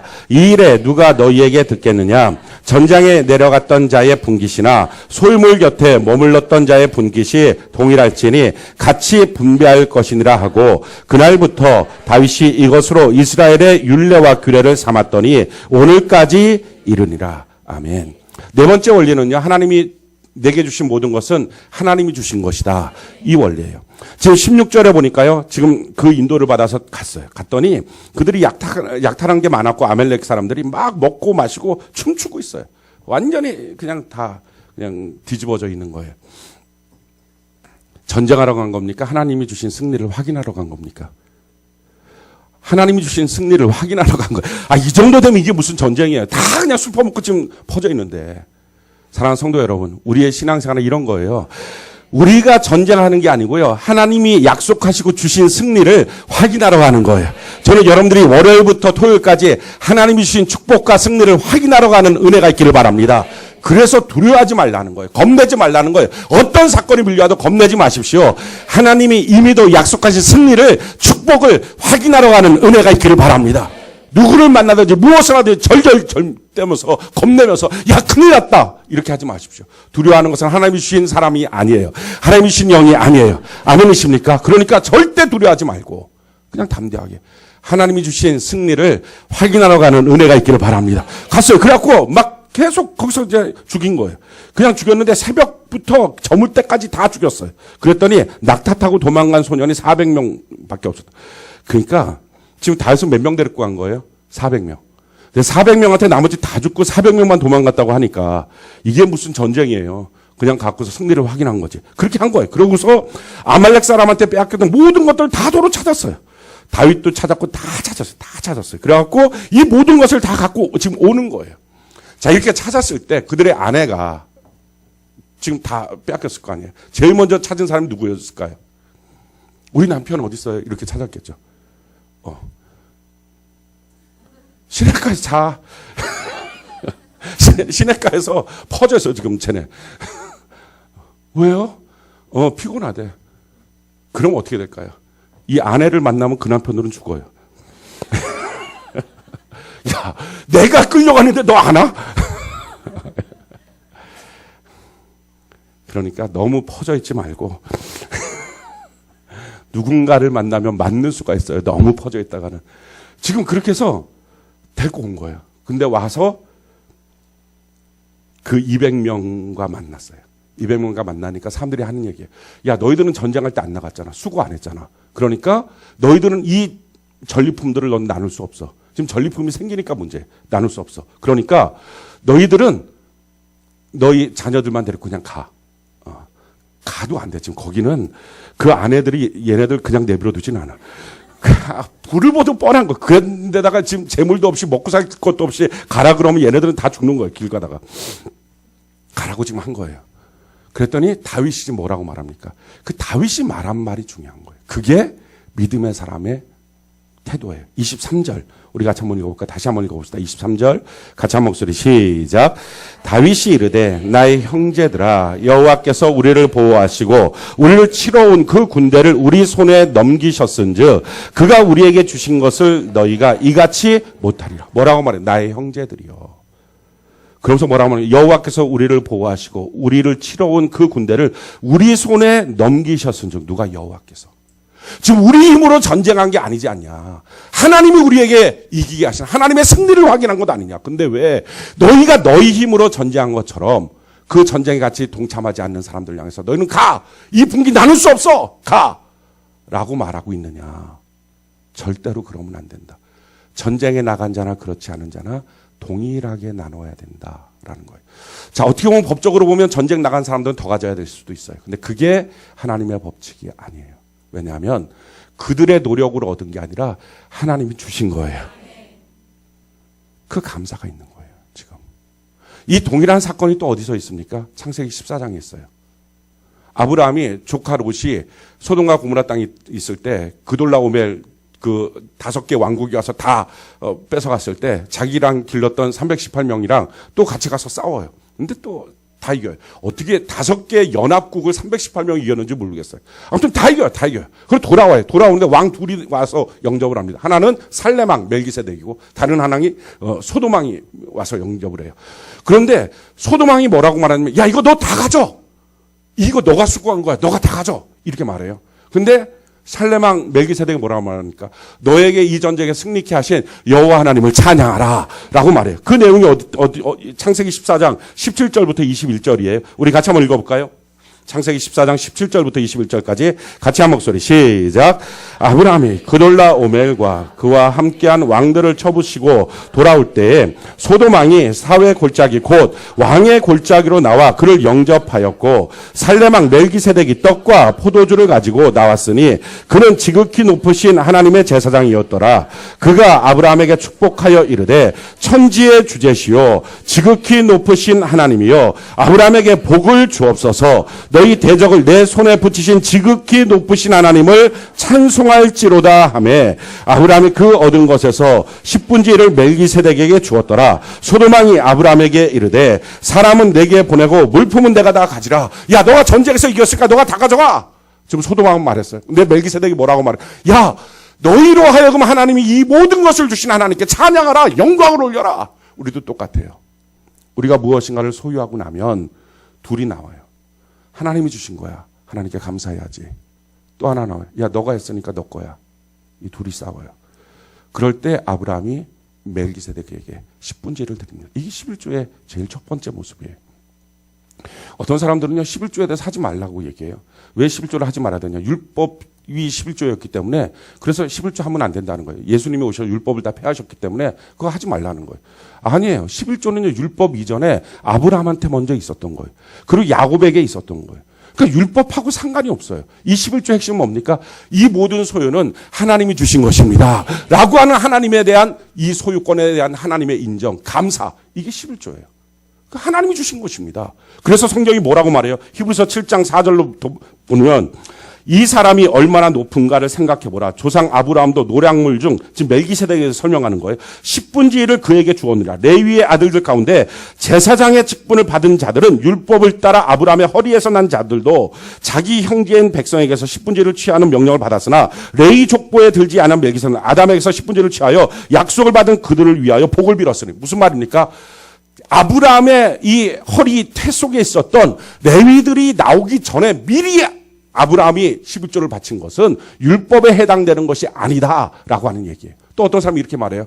11조는 성전을 위해서, 성전 안에서 쓸 물건들을 위해서 그렇게 했던 것이기 때문에 이제는 성전이 없어지지 않았느냐. 예수님이 성전이시고 우리가 성전인데 무슨 성전이 없어졌는데 뭘 하느냐라고 얘기해요. 참 진짜 내기 싫은 거예요. 아주 그냥 이것저것.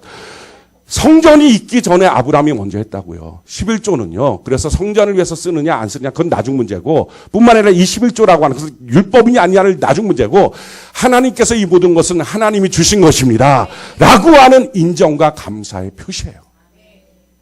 지금 뭐라는 겁니까? 아브라함이 했던 것처럼 동일하게 다윗도 오는 거예요. 와서 야, 이거 형제들아, 하나님이 우리에게 주신 거야. 왜 꼭 너 것들처럼, 너희가 지금 힘써서 번 것처럼, 왜 너희 것처럼 너희가 인색하게 굴어? 왜 주냐 마냐 너희가 따지고 있어? 라는 거예요. 사랑하는 성도 여러분, 우리의 소유 중에 성경은요, 분명히 내가 먹을 것도 있고 다른 이에게 줘야 될 씨가 있다고 말하고 있어요. 성경이 우리에게 이렇게 말합니다. 고린도서 9장 10절. 우리 같이 한번 읽어볼까요? 시작.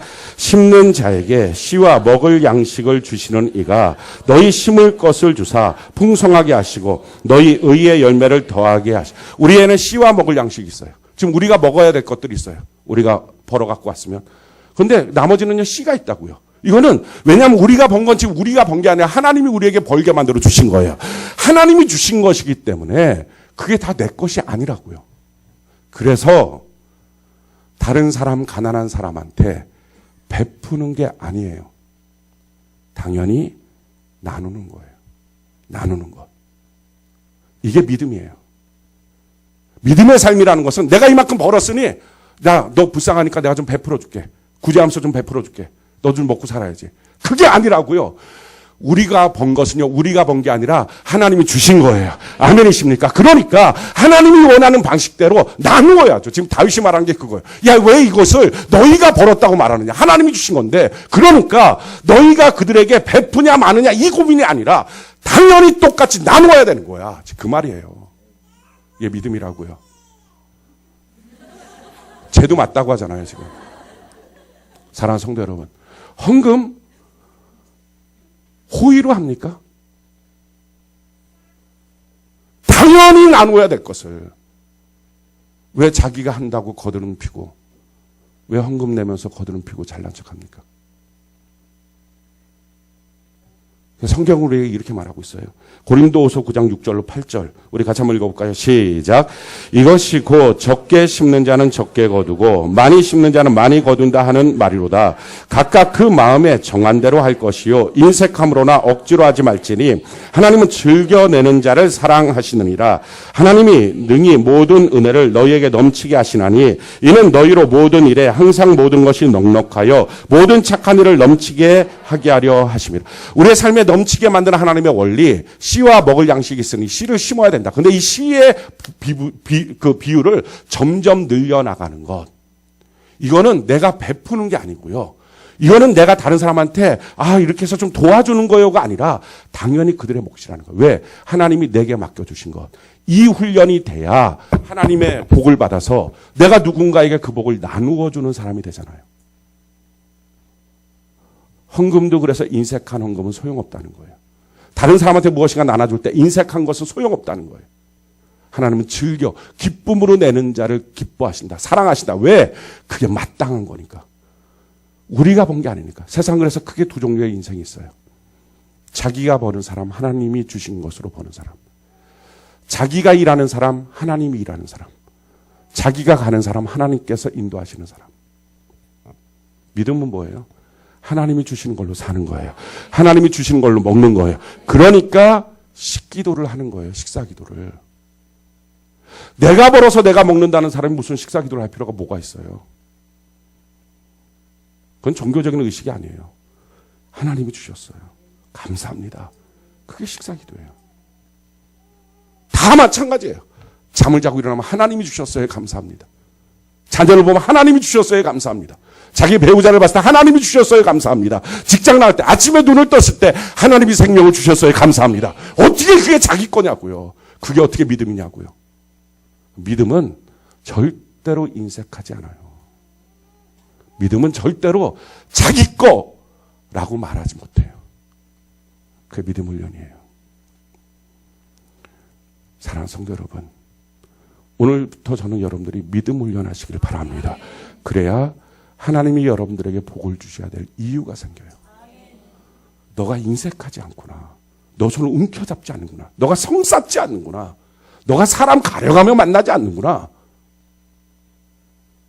내가 너를 통해서 무슨 복을 줘도 너가 그 복으로 다른 사람에게 복을 나눠줄 수 있겠구나. 그래야 복을 주시는 거예요. 그게 축복의 훈련이고 이걸 믿음의 삶이라고 말해요. 믿음의 삶은 물론 예배 잘 드리는 거예요. 정신 바짝 차리고. 그래야 이런 말씀도 듣고 말씀대로 순종하니까. 믿음의 삶은 기도하는 거예요. 물론 쉬지 않고 기도해야 돼요. 그래야 하나님의 능력을 공급받을 수 있으니까. 그러나 이것만이 믿음의 삶은 아니에요. 그 능력을 가져서 하나님의 뜻대로 이것은 내 것이 아닙니다. 하나님이 주신 것입니다. 하나님의 뜻 가운데 베푸는 자가 아니라 나누는 사람들. 동일한 분배의 원칙을 쓸 수 있는 사람. 그게 믿음이에요. 사랑하는 성도 여러분, 지금 여러분들에게 있는 것이 무엇입니까? 혹시 남의 것, 내 것처럼 갖고 있습니까? 하나님 것, 내 것처럼 갖고 있습니까? 지금 여러분들의 시간은 어떻게 쓰고 있습니까? 내 것이니까 내 마음대로 쓰다가 하나님을 위해서는, 이웃을 위해서는, 전도를 위해서는 찔끔 그러면서 생색냅니까? 지금 여러분들의 물질은, 지금 여러분들의 마음은, 육체는 어떻게 사용하고 있습니까? 우리가 믿음의 삶이라는 것이 바로 이런 거예요. 하나님이 주셨습니다. 한번 따라해 볼까요? 하나님이 주셨습니다. 하나님이 주셨습니다. 아멘이십니까? 이게 믿음이에요. 이 마음을 갖고요, 이 믿음의 삶으로 연습해 가야 돼요. 모든 삶에서. 우리 마음속에 인색한 마음, 우리 마음속에 내가 준다라고 하는 이 뭔가 으쓱거리는 마음 갖지 않도록. 과자 하나 갖고 와서도 나눠주면서 내가 주는 거야? 에이, 안 먹어. 좀 그렇게 좀 하지 말고. 생색내지 말고. 우리 옆분들에게 내 거 갖고 생색내지 맙시다. 내 거 갖고 생색내지 맙시다. 우리 앞뒤 분들 향해서 너가 나한테 주는 건 다 내 거 맞아. 생색내지 마. 이렇게.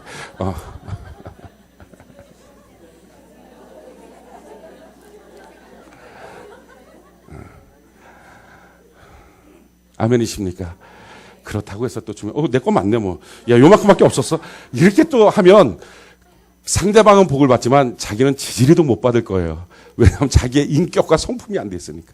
우리가 다 그리스도인다운 인격과 성품을 만드는 은혜가 있기를 예수님 이름으로 축원합니다.